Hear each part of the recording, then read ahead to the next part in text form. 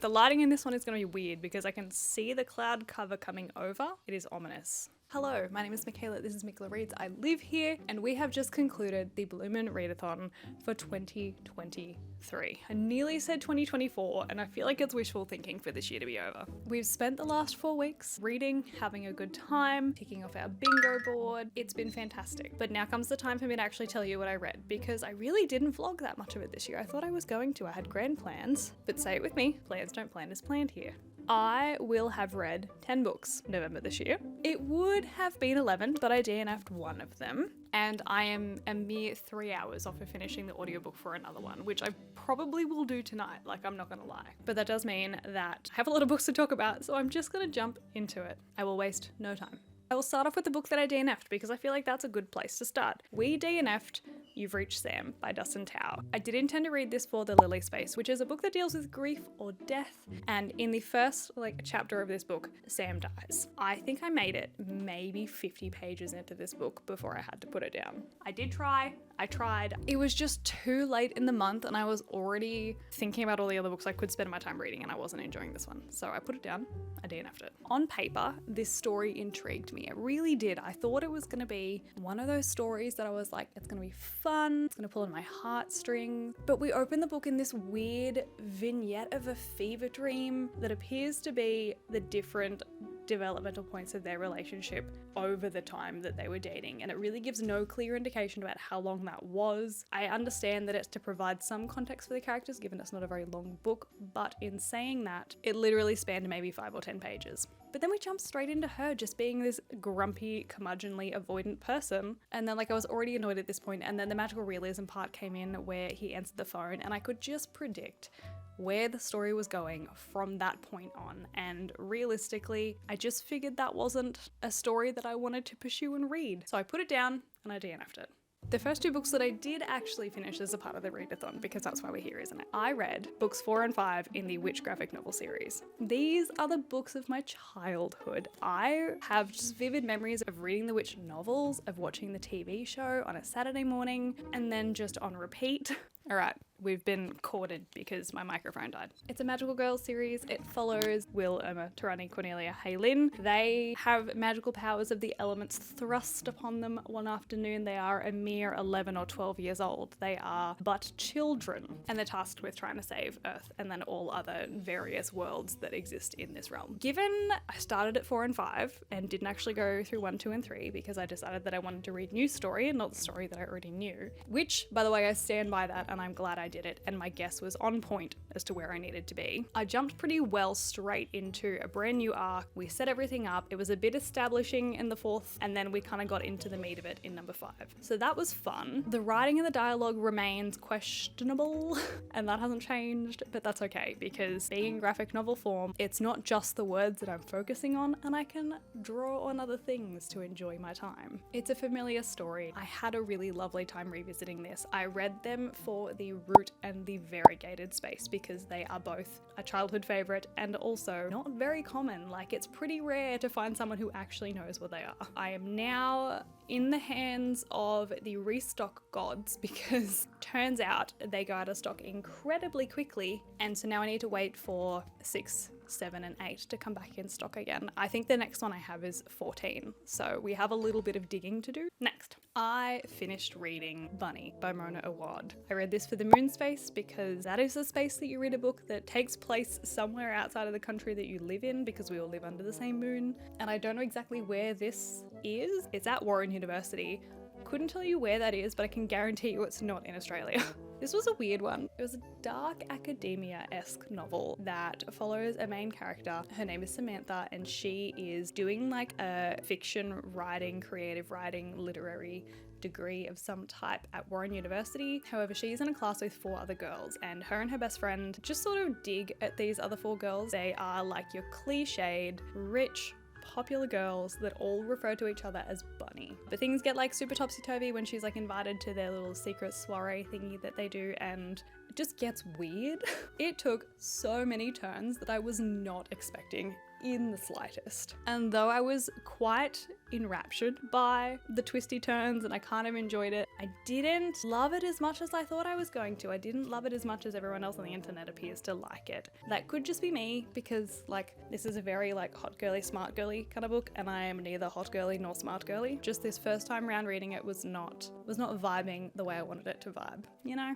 The writing itself was superb. I feel like a lot of it did go over my head, but you could probably interpret quite a lot from the whole book as a whole. I definitely didn't expect anything that was going to happen, and I left it probably with more questions than I had going in. Just left me questioning everything about who I am and what reality actually is. So that was Bunny. I thought it was good. I enjoyed it, but like not as much as I thought I was going to. Next, I read Shadow Wand, and I'm gonna tell you about it now because I don't think my thoughts are gonna change too much with the 3 hours I have left, but I also read Demon Tides, and these are by Laurie Forrest, and they're books 3 and 4 in the Black Witch Chronicles, and I read these for the Spider and the Mole prompt. Given that I didn't finish Demon Tides, I probably won't count it as completing it, but I had that one for Mole. But realistically, like if I'm gonna go back through the bingo board, I can also put Mole for Shadow Wand because it was just for the same reason. Nothing has changed in terms of the villain being a villain.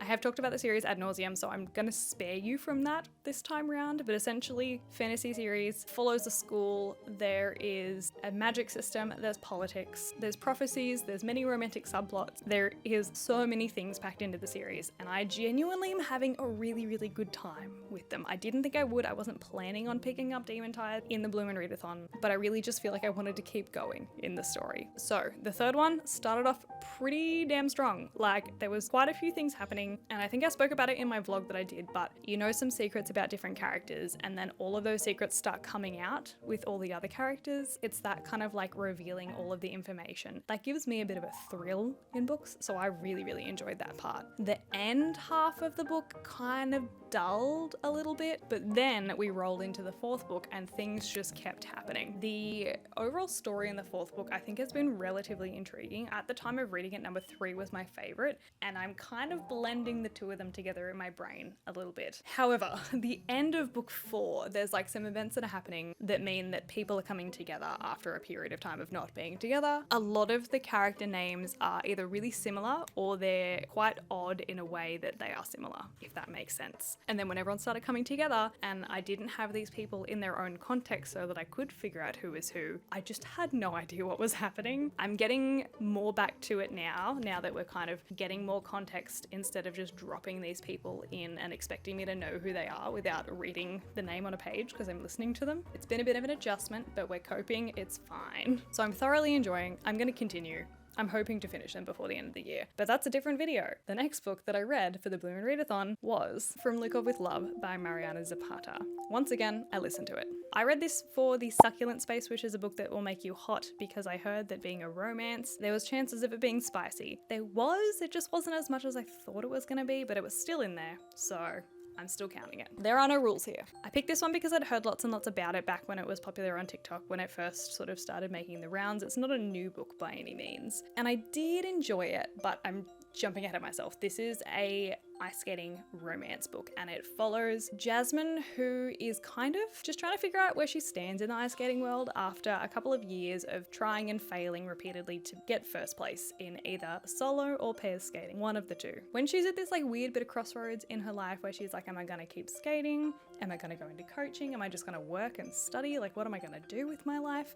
She gets propositioned by none other than figure skating's golden boy, our favorite Nepo baby, Ivan Lukov, to skate with him as pairs for a year. The start of the book didn't jive well for me. I wasn't enjoying it. I will preface, I'm not going to go into a contemporary romance book or a romance fiction book for the writing. That's not why I'm here. I'm here for a story, I'm here for a good time. But there was something about the writing at the start of this book. I couldn't stop thinking about it, and it took a good solid couple of hours for me to stop thinking about it. It was one of those cases where it was just so glaringly telling me and not showing me what was happening. But eventually, like I said, I fell into it. It took a couple of hours, and I don't think I would have managed that unless I had, like I did, an entire day of just doing some little woodworky, crafty things that I was working on. I genuinely don't know if I would have made it through this book without that. By about halfway, I was relatively invested. Like once the romance actually started to romance, rather than them just being straight up rivals, they really don't call her the Queen of Slow Burn romance for nothing. This was absolutely the slowest of slow burn romances that I have read, probably ever actually. But do you remember when I said that 480 pages is far too long for any romance book to be? By the end of the book, within the last 50 pages, I was like, how? How are we gonna wrap up how much story we have and how much we have left to do in the short amount of pages that we have? And she squished so much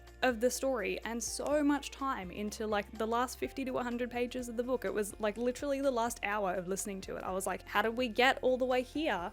We spent so much time and then spanned so much time in such a short number of pages. So given this, I think there is something to be said about the pacing of the book. It wasn't the greatest. It definitely felt very top heavy. Hi, future editing Michaela here. Just popping in to let you know that for some reason, my audio file for this section corrupted. So we've got some bad audio for a little bit / a lot of bit. So just a warning, that's why we're gonna sound weird. We come back a little bit at the end, it's okay. Okay. Back to the video. It was fine. Like, I'm not gonna go writing home about it, but like, it was fun to read. I did enjoy it at the end. I do love a good enemies to lovers. I do love a good rivals to lovers. And that's what we got. Next. I read through Kiss Her Once for Me by Alison Cochrane. I read this one actually as a buddy read with Shani from Shani and Books, but I also read it as a part of my in real life work book club that I'm doing. We meet every 2 months. This was so cute. So cute. I had such a good time with this one. This is a queer second chance romance set in a wintry Christmas, and I am ready to eat my words, Alison Cochrane, because you wrote a book that holds 2 of my least liked tropes, and I actually liked it. Our main character Ellie has a fateful meet-cute run-in with a woman in a bookstore on Christmas Eve one year, and they hit it off. It's a good time. Things happen. However, after the night, things go a little bit topsy-turvy. There appears to have been a bit of a miscommunication, and Ellie flees. Their Christmas romance is shattered. We move on. Flash forward to the next year, Christmas. Ellie is working in a job that she hates. She was essentially made redundant or fired from the job that she loved. And she is once again propositioned by her cafe's landlord, which seems ethically questionable, to marry him for a marriage of convenience so that he can get some inheritance money, essentially. However, the catch is that she does have to spend Christmas with his family, and who is his sister? None other than the woman she fell in love with last Christmas. I do have some gripes with this book.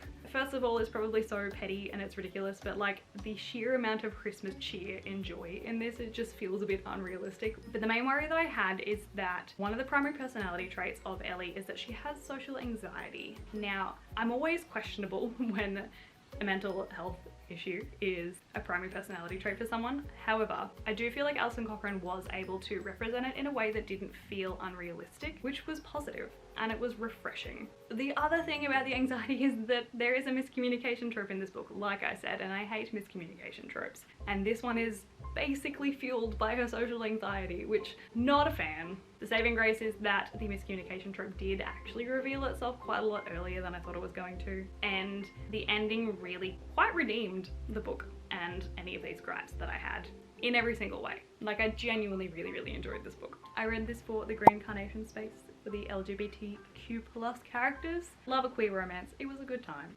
Next, I listened to Everything I Know About Love by Dolly Alderton. This is her debut novel. It's a memoir about her life and how she comes to learn to love other people, love herself, and generally just be an adult. I am always skeptical with memoirs and autobiographies, particularly if I don't know anything about the author, primarily because it just feels like, I don't know, like prying, and it doesn't feel comfortable. I don't like it a lot. It just feels weird sometimes, and I think this potentially bordered on being that. The only reason I don't think it did is because the way that Dolly Alderton has written it, and you can tell she's written for film and TV before, is that it really did read like a story. Like, it read like a fiction, even though it is about her life, like it is her story, which is huge props to Dolly, because like that is incredible to have achieved with your debut book. Legit, the only real like proper fault that I have with it is that the time jumps when listening to it was quite confusing. I didn't quite know where in time we were sometimes when she'd like be talking about her friend's sister and how she was like going through a lot of health struggles, and then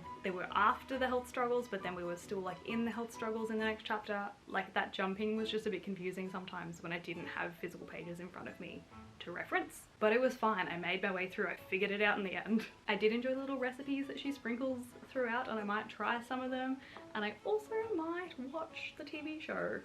We'll see. We'll see how I feel. And then I read, I'm gonna call it, it was probably like my favorite book that I read in the readathon this year. It was Garlic and the Vampire by Brie Paulson. This is a graphic novel that follows some sentient vegetables who are working in a garden, and when the sentient vegetables notice one day that when the weird, mysterious, haunted mansion-y type house on the hill has some smoke coming out of the chimney, that maybe the vampire has moved back in. It was super short, it was super sweet. It follows Garlic as basically the villagers put her forward to confront the vampire because she's the one that is impervious towards the vampire. She's an anxious bulb, and she just sort of learns how to overcome fears and still do things and be brave when you're scared about them. And it was so sweet. I loved it so much. Not only was it beautifully illustrated, the facial expressions are next level. I didn't expect so much emotion to be conveyed by faces on sentient vegetables. I think it's genuinely probably among the best that I've seen done in graphic novels. But I also just really love a lot of the underlying messages that it sends. And I am kicking myself because I didn't buy the second one when I bought the first one. It was there, I saw it, and I was like, you know what, no, I'll see if I like it first before I dip my toes in and buy both at the same time. No, Michaela, next time, just buy the second book, please, so that I don't have to sit through the pain now of waiting.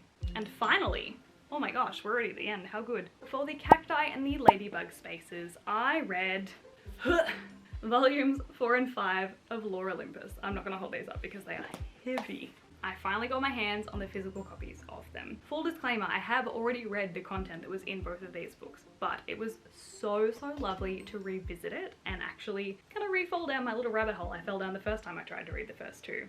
This is a well-known, well-loved graphic novel series. It started on Webtoon and it's still on Webtoon, and I think it gets updated pretty regularly over there, and I'm excited to actually catch up and be back on track because when I read number 1 and 2 last year, I then spent the next sort of 2 weeks just non-stop reading on Webtoon the rest of the episodes. They just do such a good job at leaving you on like a little cliffhanger at the end of every chapter. So well done. They're very good, they're very bingeable. The chapters are kind of really short and sweet, so it's nice and easy to get through, but the number of storylines and things that are happening are genuinely really quite fun. I haven't told you what they're about. If you don't know, Lore Olympus is a somewhat urban Hades and Persephone retelling, but really we're following a bunch of the Greek gods and goddesses. It does have some content warnings though, so if you need to check those, keep your brain safe.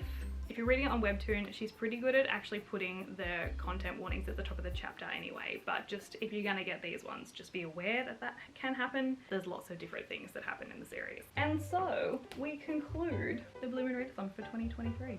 I genuinely think this has probably been one of the better reading months that I've had this year, and that has been so lovely. I love that we can gamify reading and make it so much more motivating for me to want to actually do it. Thank you again to Ali for hosting this fantastic readathon. It has been so good as well, I guess, to really focus and catch up on some of the content for other people within this community who also participate in the readathon, because I feel like I kind of fall off YouTube content throughout the year. I go on and off with it, so it's been really nice to actually just sort of have a shared experience with y'all. If you have done the Bloomin' Readathon this year, let me know. I'm still catching up, so it's not too late. Let me know if you've done anything. Drop a link below. Let's be friends.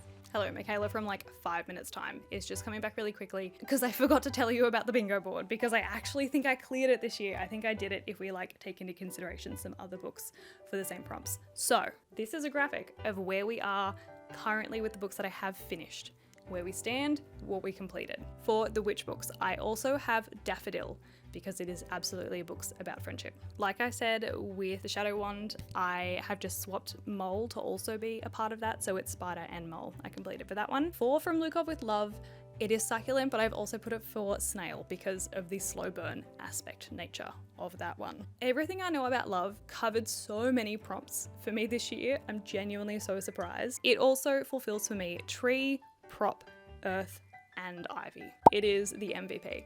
of this year's Bloomin' Readathon. Garlic and the Vampire, I did for B, I forgot to tell you about that, because there's lots of buzz around it in the booktube community at the moment, but I also have it for Cloud, because it's a book that did make me feel feelings and I was quite emotional. I did nearly shed a tear. Lotus for Overcoming Adversity, because Garlic had to overcome some adversity throughout this tiny short graphic novel that I absolutely recommend everyone reads. I also did for Fertilizer because it warmed and nourished my soul, and Sun because it also made me happy. Finally, I'm pretty sure this is it. Correct me, future Michaela, if I'm wrong, but Water is the only place left, and Lore Olympus does in fact fill that prompt because I now continue to be thirsty for more of Rachel Smythe's Lore Olympus series. I'm still reading it. We're currently still going. So, back to past Michaela.